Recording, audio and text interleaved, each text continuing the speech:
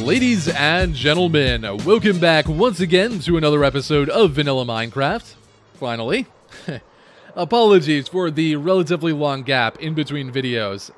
For some reason, recording lately has been kind of tough, both for real-life reasons and just for motivation reasons in general.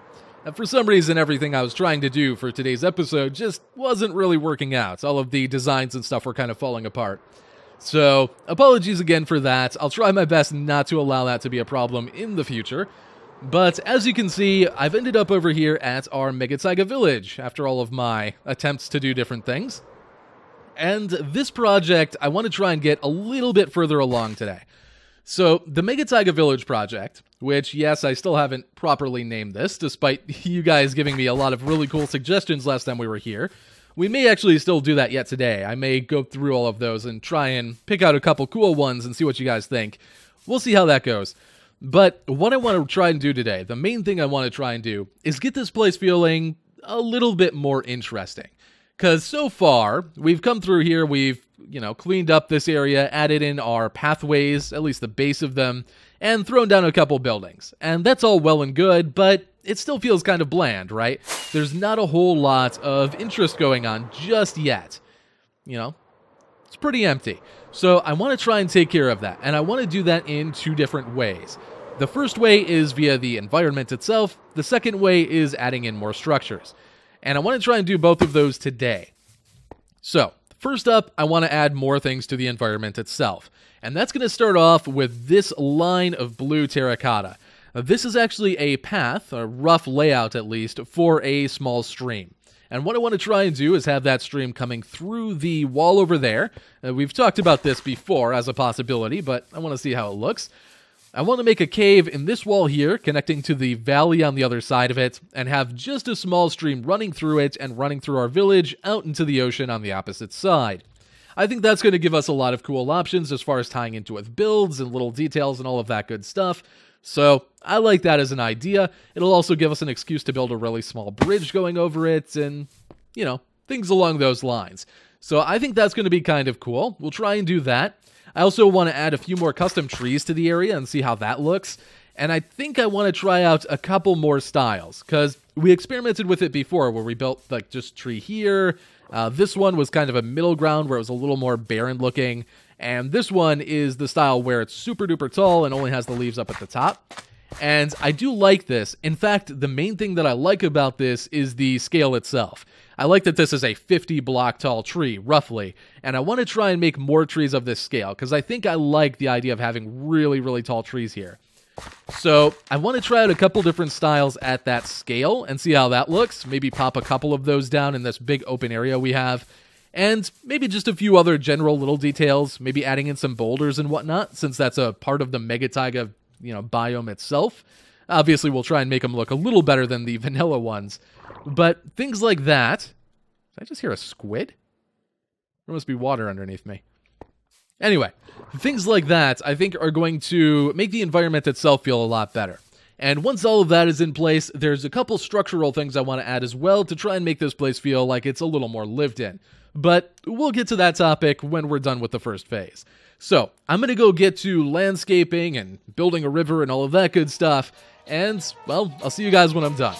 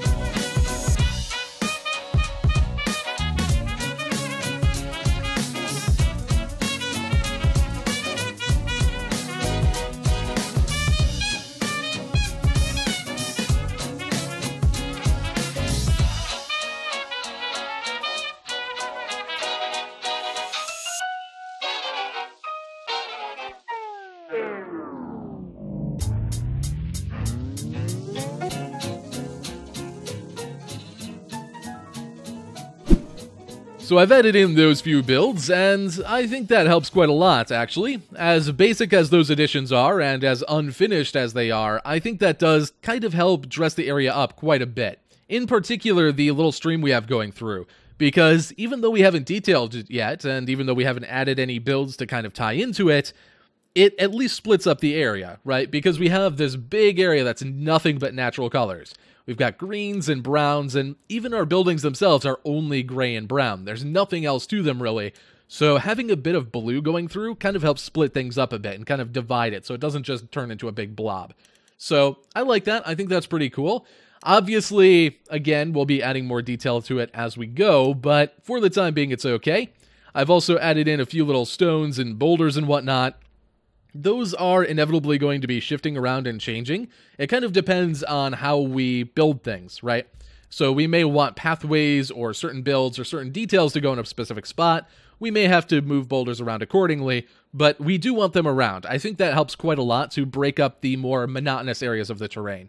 So that's pretty cool. I like those a lot. And of course, we also added in a couple trees. Now, as I said before I began, I did want to try out specifically making really tall trees, because I actually like that aspect of this one that we built previously. Dang it.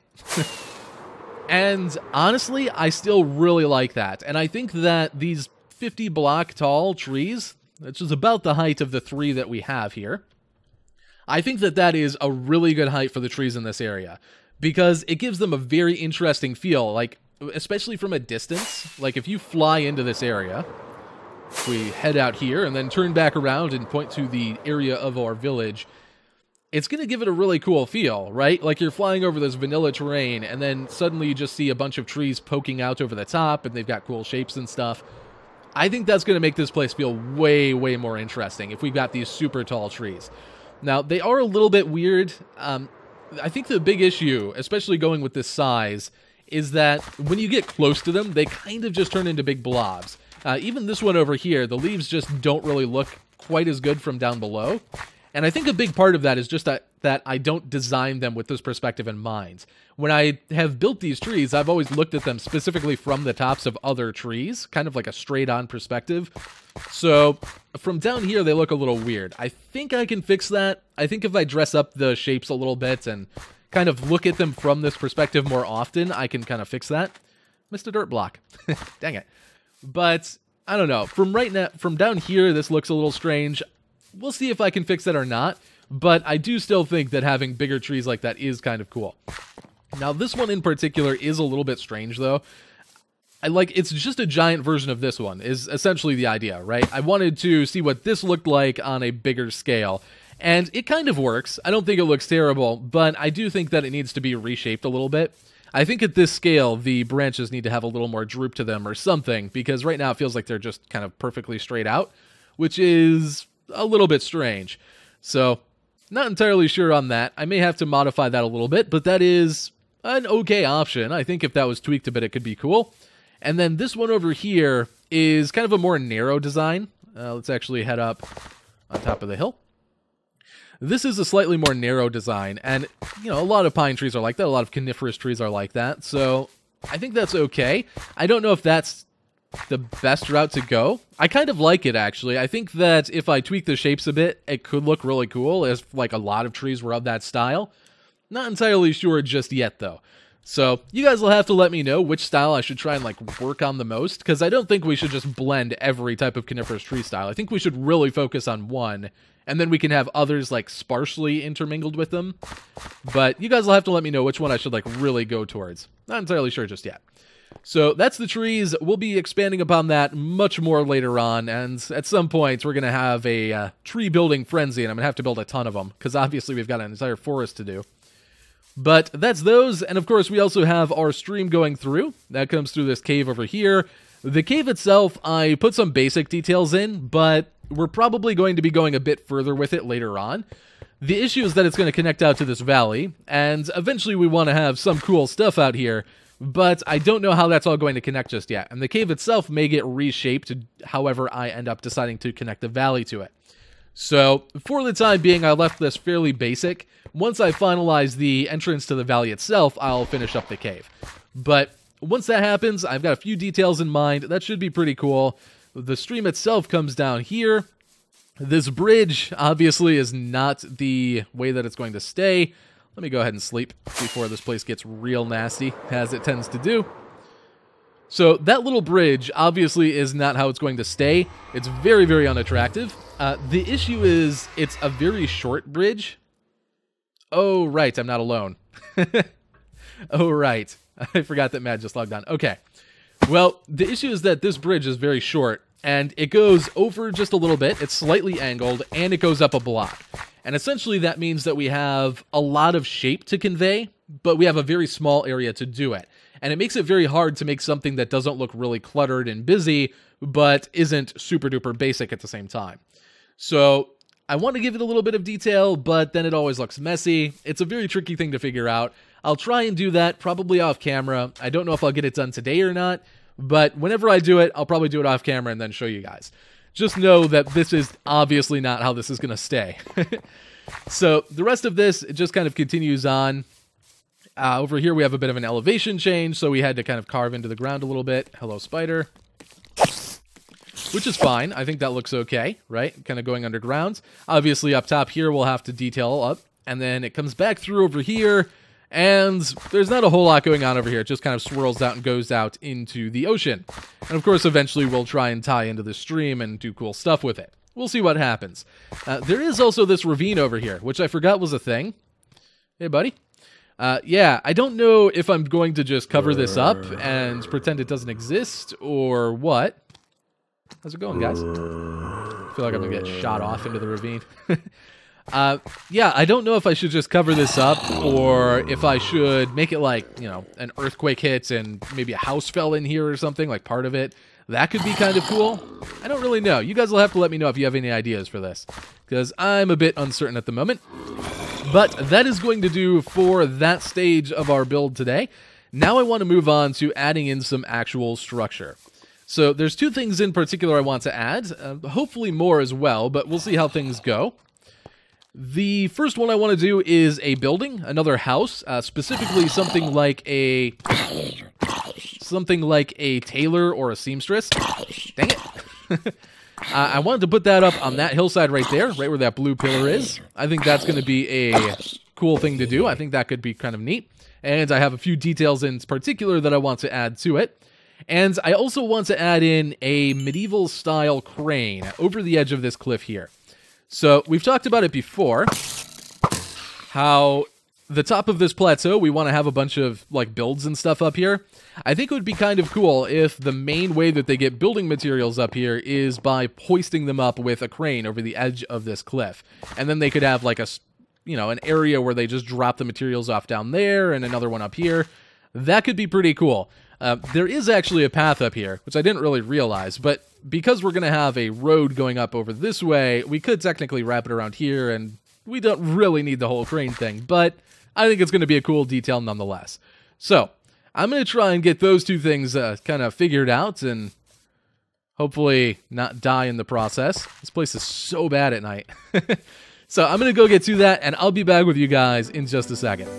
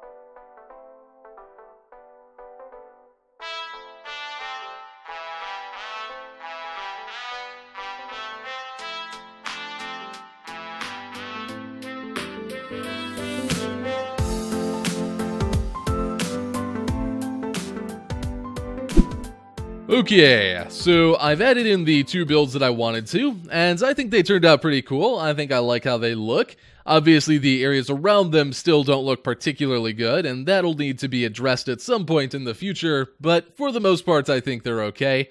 The builds themselves may actually get modified in the future as well, but we'll talk about that in a little bit. Before I get too far ahead of myself, let's actually jump down here and take a look at what we've done. Starting with the seamstress's house, which, of the houses I've done so far, of the structures I've done in this really basic medieval-ish era village that we're doing, I think this one's my favorite. It just feels really quaint and cozy. I like it.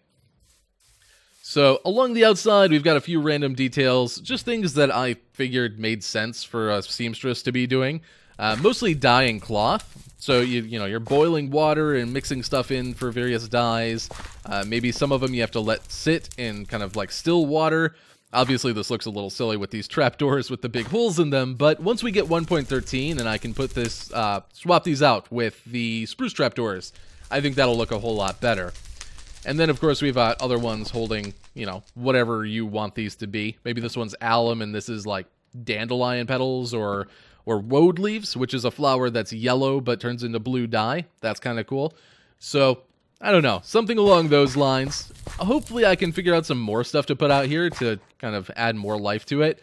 But I think I need to research how medieval dyeing worked. On the inside of her house is a little bit more plain. I couldn't think of a whole lot to put in here, honestly. So we've got a couple armor stands with stuff on it. This I envision as a pestle and mortar for crushing down flowers for dyes. You got the back door to go out here. And then up here is just like a little bedroom. That's pretty much all there is to this house. Like, not a whole lot. It does hold one secret, though. One secret of the seamstress herself. And that's over here underneath this armor stand. So if we sneak down here, this is the seamstress's secret witchcraft hideaway. So the seamstress comes down here and practices witchy stuff, right? Which, given the era that the village is kind of seemingly from, they probably don't really condone that very much.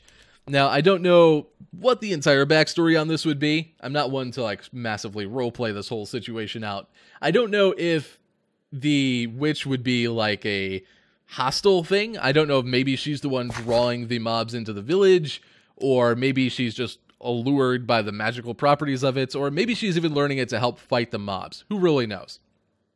But this is just where she comes down here to kind of learn what she's doing. You got a little purpley glowy altar-y thing.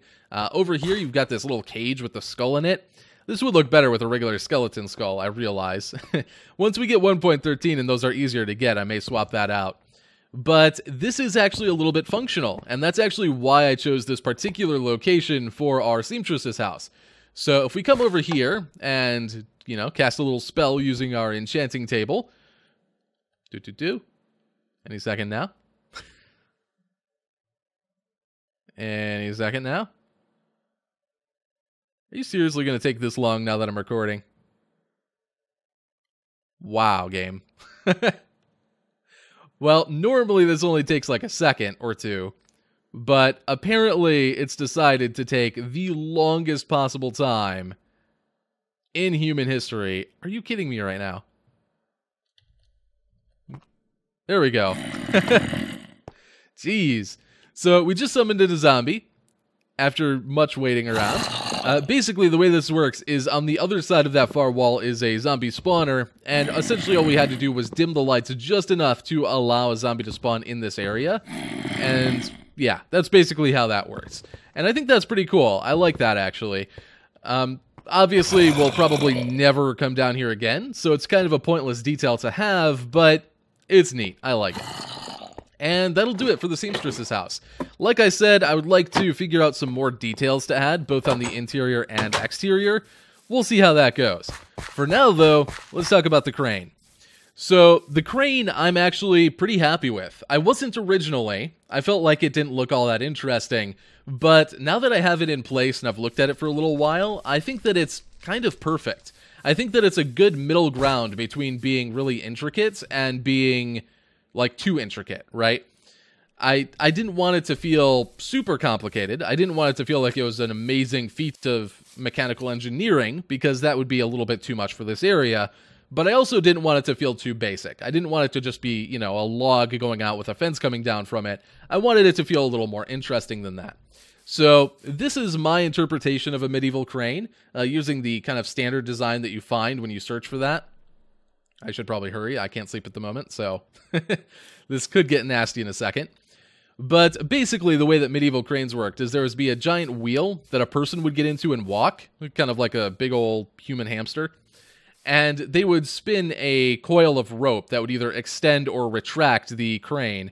And I think that's kind of cool. And I think that the build style that I did with this kind of worked out fairly well. So I like that. And then, of course, down here we have the area where they would bring the resources over to get picked up, to be brought up to that upper area. You know, they'd bring stuff over, put it on the skid, and raise it up. Just some general materials over here, logs and stone and whatnot. I do kind of want to add more detail here, but I don't know. We'll have to see how things go. And I would like to add a similar area up top where the resources are kind of stored, where they've picked them up and they set them down for a little while. But I didn't want to do that before I figure out where all of the pathways and buildings and stuff are going to go up above. So that is something we'll be taking care of in the future. And unfortunately, that is probably all we're really going to have time for today. I would really like to add more. I would love to have another building done today, but unfortunately, I am very much way beyond out of time, by several weeks, in fact. Again, apologies for the massive delays. It's been so hard to record. In fact, the last several days, I've been really pushing to try and get this done, and it was just brutal the entire way through. I don't know why, because it wasn't like anything we did here today was that difficult, but for some reason, just the recording process was. So, hopefully that's done with. Hopefully I'm back on track. We'll see how things go. Before I head off for today, though, I do want to talk very briefly about the name for this place. So, I've been thinking about it quite a lot, and I still haven't really settled on one for sure. But I have more or less settled on a style of name that I kind of want to go with. And that is a Nordic style name. And this is something that I've kind of wanted since before I even began the project, but I'm pretty sure it's the way I want to go now. After thinking about it for a little bit longer, I'm kind of sold on it at this point.